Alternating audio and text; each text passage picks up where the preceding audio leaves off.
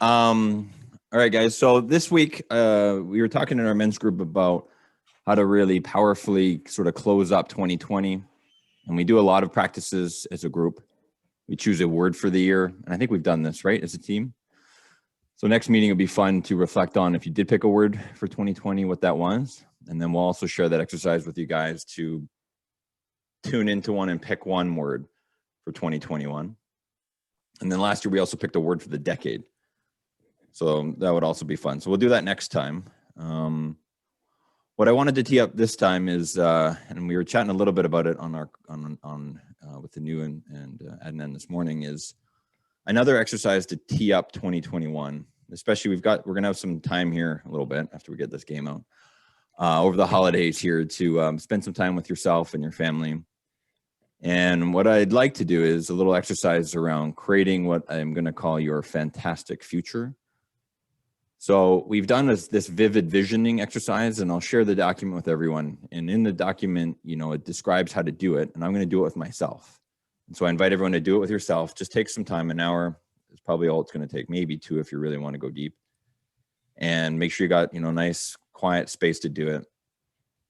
And I'm not going to call it vivid vision because a vision is only one piece of your senses. It's only visual. But there's 3 main ways that we learn: auditory, visual, and kinesthetic. Those are the 3 most popular ones, meaning we learn from hearing, right? This is why a lot of us like Audible. We learn from touching and feeling, which is why kids, when they are young, they put everything in their mouth. It's the reason why when I was holding my dad's records, I had them, here in my room here, from 35 years ago, I still remember holding that same record. And I was like, how does that work? Like, I haven't picked that thing up in 35 years. And yet it feels like when I pick it up, it was yesterday. And I still remember even the record. I don't even really remember the artist, but I'm like, man, why do I, but it's because I was hearing the music. I was looking at the art that these artists had made, this incredible art on this big visual thing. And I was holding it. And I can still remember how these records, the paper, the weight, everything feels. So what I invite us to do here over the holidays, and it would be really fun to show off how we all do these over the next, so it'll be one of our first meetings in the new year, is for everyone to do a little show and tell with their fantastic future board. And you get to use all your senses. And so I highly encourage you not to make it on the computer, which is what I've done the last couple of years, is to make it very real, make it very visual, make it very kinesthetic, make it pop out there, put different textures on it, stuff that really means a lot to you. Maybe even when you're doing it, think of songs and music that really creates a lot of great emotion for you. Phrases, quotes, words that you're going to, because when you read the words, you're going to say them to yourself. So you get the reinforced learning of seeing it, hearing yourself say it, right? That's why Tony says to always write notes in your journals, right? Like I write like a crazy madman in all of his conferences and anything I go to. It's because I'm not only am I hearing it from him, but now I'm writing it. So I'm physically getting it in my body and I'm seeing myself write the words down. So I'm reinforcing it in my brain. So that's why I write, notes like a madman. So what I would encourage is for us to do these fantastic future boards. It doesn't even have to be a board. Maybe you sculpt something, but do something that for this is going to be your future 3 years out. And you go through the exercise, and I'll relabel it and not call it necessarily vivid vision, because in my questions and in there, I put some very simple meditation. So you're going to hear me ask you a question. You're going to pause, and then you're going to listen to yourself, and then you're going to physically write it out. And some of the questions, though, is going to be able to use all of your senses. So in your future, 3 years out, right? So imagine it's December 31st, 2023. Not only does what does it look like, but what does it sound like? What does it smell like? What does it feel like? You want to use as many senses as you can, because as I've discovered with my friends that study quantum physics, like Dr. Suki, who you guys have heard a lot of talk about, is you can make, again, you can remember the future. Not only can you remember the past, but you can remember the future. And what that means is you can create your future if you really remember it. To remember it, memory is created by emotion, and emotion is created by your senses. So the more senses that you can use to really tune into your fantastic future, the more vivid it becomes and the more real it becomes. And then your system in the universe, which is, I know we've talked about this before, just goes to work making it happen. So, but if you've just, thought about it and you've just made it kind of visual and you've just kind of put it in your computer, it's going to be less emotional. and you're going to have a harder time remembering it. And if you have a hard time remembering it, then you're just going to create whatever future kind of comes up, right? Which is fine. But if you really want this future, well, then you really want to make sure it's very clear. And it's clear to yourself, it's clear to your physiology, it's clear to the universe. And that's why you want to make it very real. And I just invite us, we'll just take an extra minute here, you guys, because I want to practice this with you. Just I invite everyone to close your eyes for a second.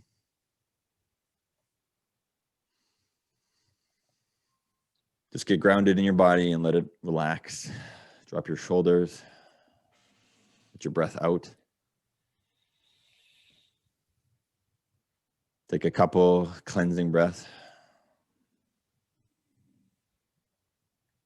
I want you to go back in time now. And just think of one time that you were super happy. The first thing that comes in your head. Could have been, we're going into holidays here. Maybe it was a memory you have as a child. Maybe it's a memory you have as an adult. Maybe it's someone you first met. Special time with your family. Just pick that one event. Now I invite you to go back to that time and go back into your own body and see that memory through your own eyes. Just take a moment to see what you saw. So we're going to use your visual memory here. And remember what you felt. How did you feel in your body? Was it warm? Was it cold? Emotionally, how did you feel in that moment?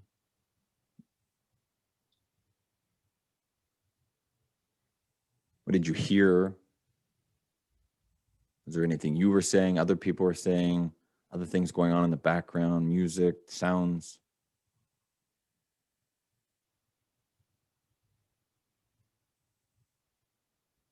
Anything you smelt?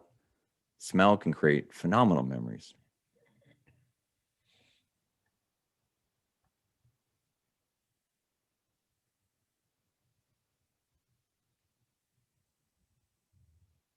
Just allow yourself to really feel and remember this moment.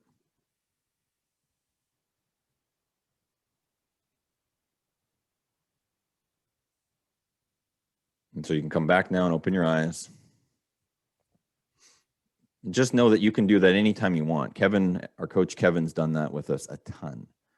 And you can go back and tune into any state that you want to bring forth in yourself, whether it's happiness, joy, power, confidence, is just going back to a time that your body remembers what that felt like, truly felt like, with all of your senses. Like, yeah, I knew what it felt to feel confident. It was like when I did that. And you can bring that forth anytime you need it. And you can bring it forth anytime into the future as well. As I'm going to feel like this when this happens. And so the more you can make it, a memory in the future, the more, and we've talked about this before, we've got a thing around magnetizing the future. Same thing, when you truly make it real, it's incredible, right? All these books, I'm not the first to say this. I'm just regurgitating a bunch of stuff that I've learned myself and experiences. The Alchemist, everyone else, the universe will make it happen. And this is recorded. I know some of you guys have got to go. We're late. But yeah, so over the holidays, I'd like you guys, I'll put this in the School of Superness here. I'd love you to do the fantastic future exercise with yourself. I'm going to do it. It was a phenomenal, someone poked me and said, hey, have you done this for yourself? I'm like, no. So do that with yourself and then have some fun. Like be a kid, pull out some crafts, some crayons, some popsicle sticks, some clay, whatever it looks like for you to be able to craft your future. This is your future, right? How important is it for you to have what you really want, to be who you really know you can be, to do the things that you truly love? So that's our play. What do we want to call it? Home play instead of homework, or whatever word is going to make it fun for you, right? Yeah, it'll be super fun to do a little show and tell and show everyone our crafts of our future and share what that future is. Because I also realize that when you share with people you care about, it also has more likely chance of becoming real, because the people around you are going to be, yeah, cool. I want that for you too. So now all of a sudden we're co-creating this together. So that's That's what I thought we could do here over the next probably 2 weeks to our next meeting in 2 weeks. That's awesome, Ryan. Thank you. That's awesome. Yeah. Thanks, Ryan, Just a quick question, Ryan. How often do you do the, going back to the past? State elicitation. Yeah. I'd like to say a lot. I'd like to be doing it more often. I used to do it a ton, with Tony's work, in terms of priming in the morning. That's exactly what you're doing. And Coach Kevin, this is what you learn a lot of in NLP, is to call upon these states. So yeah, Kevin had a great practice that I used to do more often. And I guess I'm doing it without really realizing. That's why I play a lot of music. It's because that elicits a very different state within me, and I have different playlists. So I guess I do it. Well, sorry, maybe I do it. I don't do it in a separate time. I just do it through my day. Like when I'm in oh my God, I'm going to make this thing happen. I'm sort of in my masculine power and our men's group stuff. I have a different set of tracks like Eminem and stuff that's like, I'm going to make this happen. And then if I want to have like some fun, I'm playing with my kids. Well, that's not the most appropriate song. So I play I have the Flow Motion fun list, right? If I'm going for a run, so I guess, yeah, thinking about it, I do a ton of that state elicitation all day. And when I'm feeling better, I do it more often. When I forget and I'm kind of feeling crappy, I'm not doing it. So it doesn't have to look separate. It doesn't have to be this sit and, and meditate for an hour in the morning. No, you can bring these states forth as you go throughout your day, and it's going to be a different state for different times. And there's a time when it's good to be sad and to let it through, and throw on some sad music and let the tears pour, because you want to get it. There's a great movie called E-Motion. It's one of my favorite movies, and it talks a lot about, from scientists, in terms of physically what happens if we trap emotions, right? That's energy that wants to go through us, and it gets trapped, and that will lead to physical problems. That's why a lot of people who have a lot of physical problems have typically experienced something emotionally that's traumatic and it's still in their body. So you want to let that stuff through. You don't want to let it be trapped, and you don't want to live in it for forever either. So yeah, let yourself be sad, let yourself be angry, put on some music and get pissed, but get really pissed for a short amount of time. Yeah. And that's also like the message from the animated movie Inside Out as well. Yeah, which one of my favorite as well. It's beautiful for kids to just go inside themselves and be with all those emotions, because we have them all for a reason. Exactly. They're beautiful. Mm-hmm. You're not supposed to be like I thought. I gave myself a hard time thinking I need to be like Tony Robbins, up all the time. That was really hard for me, and then some of my friends and coaches were like, no, you don't. He puts on that on stage, but he's not like that all the time. That's why you see it in kids, that they're so good at processing emotions, right? That they'll be like so angry and crying like crazy 1 minute, and 2 minutes later they've processed it and they're happy and playing again. We sometimes hold on to them too much and not let ourselves process them, and then they just move on and having fun again. I'll just add, and I know I shared this, I think, with Lenata and Pranjal on an open call one day, but to Ryan's point of vision boards, and I'm definitely going to do this with my family again over the Christmas break this year. But I'd done this vision board in 2009. But so I had put this house on here, and then I had kind of forgotten about it. And 4 years later from this time in 2009, I did this at the beginning of 2009. And in 2013, January, we had built our house, and and then we had moved in, and then I found this again. And I'm like, oh my gosh, this house looks exactly like our house that we built. And I hadn't revisited it at all in 4 years. And that's how powerful just getting a vision in your head was. And I've been kind of thinking, I'm like, why did, for example, this come true? And then I also have say a putting green and a few other things on here that did also come true in my backyard. And it took an incredible amount of effort and hard work to wind up building it and doing this stuff. And I was like, why did some of it come true and some not? And the reason I feel that it is now, and to what Ryan kind of went us through, is taking us to back to a memory, I was already in the future memories of having fun with my family and friends in my backyard and in this house. And I was, so it did, like, all of the hard work that I had to do, it was, no, because we got to have those create those memories in the future. And it was so real for me. It was like, no, I can already see us having these memories and time together. So that's why I was so pulled at, it didn't matter that I was working 16 hours a day creating that, because it was just doing the work so that we could have those memories. So just wanted to add to that, how powerful that can be. Yeah, Dario's house looks identical to that picture, by the way. It's pretty crazy. And I'll just share what Dario does, a few things there, right? It was physical. He's got a board that's very tangible. Dario is one of the best that I know of, that to be able to elicit different emotional states and actually let himself be in those emotions. And then the other key piece I shared in the system of magnetism is, for me personally, and what I've sort of learned is, it can't just be about me, and it can't just be about others. It's got to be me and more. And so as Dario had shared there, those visions and those memories was about his family and his friends gathering. So it wasn't just about him, because if you make it just about me, the universe is like, that's kind of interesting, but I got a lot of other people in line with stuff that they've made for a much larger purpose, for a lot of serving a lot of other people. So you get in line, I'll get you when I get you. But if you've made it really compelling for yourself and a lot of other people, my opinion, the universe is like, great, I'll put you at the front of the line. I'll make it happen with you. And if you make it just about other people, then, typically what I've done is I get called a martyr, because you forget about yourself. And if you just make it about other people, you're going to deplete yourself. And again, that's not a great place to come from. So I know we're a bit past time, but any questions here as we kind of do this over the next 2 weeks? Questions, comments? Well, you just reminded me the sessions of Kevin, because he used to take like a couple of exercises frequently. I mean, if something is not working, so he used to repeat it again and again until you get there where he wants you to go. So it's really cool. Yeah. Even you cannot imagine. Sometimes the memories are like when you imagine your happiest moment, it will make you cry as well. So that's something which happens too. 100%. And when you let yourself live more in those emotional states, there's more of them that come through too. I know that for me, when I'm in a closed off place in my life and I'm not letting myself, then I've closed myself off to a lot of the beautiful emotions that, feel good to experience.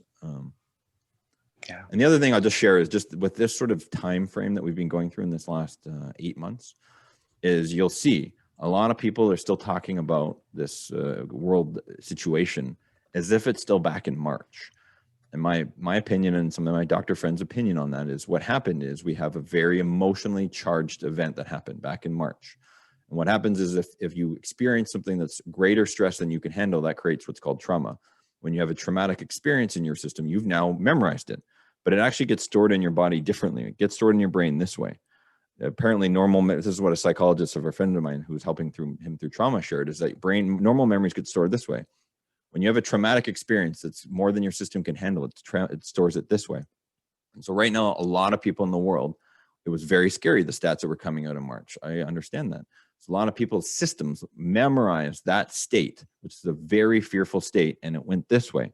And you're going to see, if you talk to people and you look in the news and a lot of stuff, a lot of people are still talking as if it's back then in March. But the statistics now are very different if you just look at them. But it's very hard. If you have this, you're blocked. This is what happens. There's a lot of, if you go in Vancouver here, our worst neighborhoods in terms of poverty and people with trouble is right in our downtown core. Well, just outside of downtown, there's a ton of people on the streets, drug addicted, in a really rough shape. Almost 90, I think the stats are like 98% of them had some sort of physical, emotional, or sexual abuse growing up. So their systems got locked in a memory, in a very fearful, traumatic place in their life, and they haven't been able to get past that. And so that's why it's very hard for them to cope with just life. And that's why they numb out typically with drugs and alcohol and these kind of things. So long story short is, the best thing that we can do as a team is to just create more of these emotional states. And if you're having still a hard time with this, is to go, what you can do, there's some ways you can scramble this and go back to this. And you can do that by going back to some really happy memories and then going back into the not so happy, back in the happy, back in the, and you can scramble this. Tony says it too. You can scramble the records. We can share some stuff on that. There's EMDR. It's called rapid eye movement. You can do it pulsating in your hands. I mean, my wife and I did a lot of this when we went through a very traumatic time in our lives. And so you can process this stuff and get rid of this and go back to this. So yeah, but anyways, it's all from emotions. It's all from memory. And so we get to create this fantastic future through remembering it. So that's all the words I got in my mouth. Awesome. Well said, Ryan. That was awesome. Awesome, Ryan. Awesome. Thanks, Ryan. Thanks, Ryan, for sharing. Thanks, Ryan. Thanks, Ryan.